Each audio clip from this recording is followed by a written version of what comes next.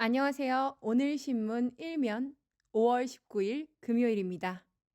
조선일보 문 정권 5년 수사력도 공권력도 무너진 경찰.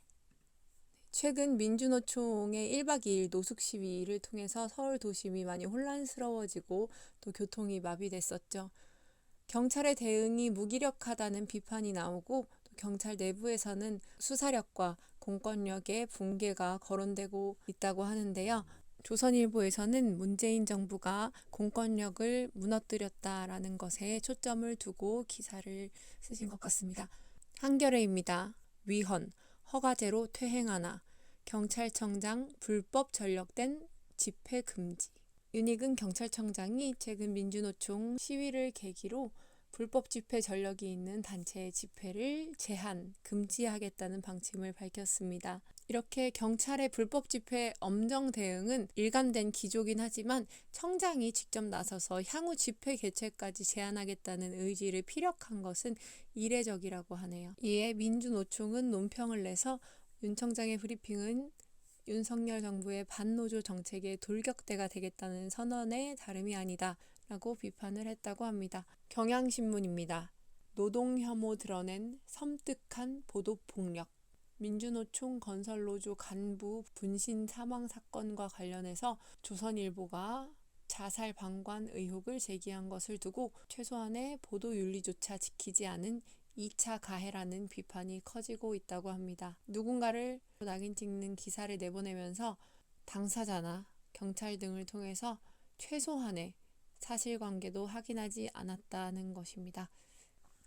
조선일보는 지난 16일 인터넷 기사와 17일자 지면 기사를 통해서 노동절이던 지난 1일 고인이 분신할 당시 노조 상급자 A씨가 고인을 말리지 않았다고 보도했다고 합니다. A씨가 자살을 방관한 게 아니냐라고 썼다고 합니다. 중앙일보입니다.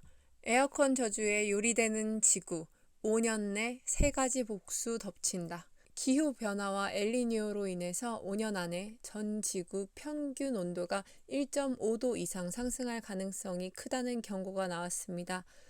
이로 인해서 에너지, 식량, 재난 등 3대 위기가 가속화될 수 있다고 합니다. 또 지금까지 가장 따뜻한 해는 2016년이었는데 5년 안에 이 기록이 깨질 가능성은 98%나 된다고 합니다. 엘니뇨는 동태평양의 해수면 온도가 평년보다 0.5도 이상 높은 기후현상을 말하는데요. 엘니뇨가 발생하면 지구의 온도가 0.2도가량 상승하는 것으로 알려져 있다고 합니다. 한국경제입니다. 늙어가는 한국, 2050년 최악 상황 온다. 재앙 경고. 인구 고령화가 국가 신용등급을 결정짓는 핵심 변수로 부상하고 있다고 합니다. 세계 신용평가사들은 고령화가 국가 신용등급을 낮출 수 있다는 경고를 내놓았으며 한국은 2050년에 최악의 신용등급 강등 위기에 직면할 수 있다는 경고도 있습니다. 한국의 인구 고령화는 경제 성장률을 떨어뜨릴 것으로 예상되며 연금 개혁과 노동시장 개혁이 시급하다는 지적이 있습니다. 국가 채무도 급증할 수 있다는 가능성이 있습니다. 동아일보입니다. 공급망 탈중국 가속, G7 별도 성명 낸다. 19일 일본 히로시마에서 개막하는 주요 7개국 G7 정상회의에서 참가국들이 자원을 무기화하고 무역과 투자를 제한하는 등 중국의 경제적 위압에 대해 공동 대응을 천명하는 별도 성명을 발표한다고 합니다. 중국을 직접 언급하지는 않지만 중국을 겨냥한 내용으로 분석되고 있습니다. 이를 통해서 G7 국가들은 중국의 경제적 위협에 공동으로 대응하고 첨단 산업 분야에서 중국을 견제할 계획이라고 합니다. 매일경제도 선별적 중봉쇄 G7 신질서 서막이라는 제목으로 비슷한 내용을 써주셨습니다. 이데일리입니다.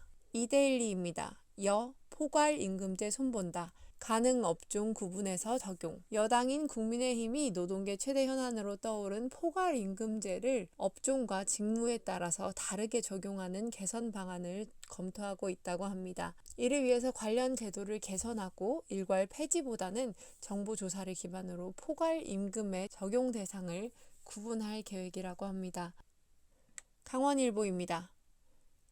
반값 전기요금법 첫발, 영동 수해, 영서는 역차별 우려. 지역에 따라 전기요금에 차등을 두는 내용의 법 제정이 가시화되고 있다고 합니다. 발전소가 밀집한 강원 영동 지역의 호재가 기대되는 반면 발전시설이 부족한 영서 지역 수도권과 함께 요금 인상 요인이 될 수 있다는 역차별 우려가 동시에 나오고 있다고 합니다. 강원도는 시행령과 규칙을 통해 요금 차등화의 기준을 규정하고자 한다고 합니다. 국민일보입니다. 학교 냉방비 비상, 찜통 교실 어쩌나. 정부가 전국 교육청을 대상으로 에너지 예산 긴급 현황 조사에 나섰습니다. 전기, 가스 요금 인상으로 인해서 학교의 운영비 부담이 증가하고 있어서 정부 대책이 필요하다는 지적이 제기되고 있습니다. 교육청은 공공요금 인상에 대응하기 위해 추가 경정 예산안 편성을 검토하고 있으며 실제로 학교가 전기, 가스 요금으로 2,010억 원을 부담하고 있는 상황이라고 합니다. 에너지 절약 홍보 방식 개선과 체계적인 예산 지원책 마련이 필요하다는 의견도 제기되고 있습니다. 삼성 두뇌단 자율주행차, 수원에서 강릉까지 혼자 달렸다. 삼성전자가 자체 개발한 자율주행 알고리즘으로 경기도 수원에서 강릉까지 운전자 무개입 주행 시험에 성공했다고 합니다.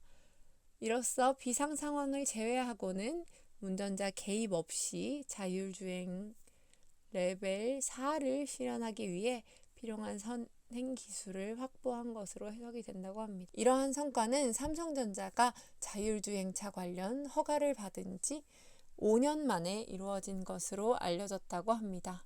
오늘 아침에도 신문 1면 들어주셔서 감사합니다. 정글북을 쓴 작가로 유명하죠. 러디어드 키플링은 말했다고 합니다. 나는 충실한 하인 6명을 두었으니 그리고 내 지식은 모두 그들로부터 배운 것인 바.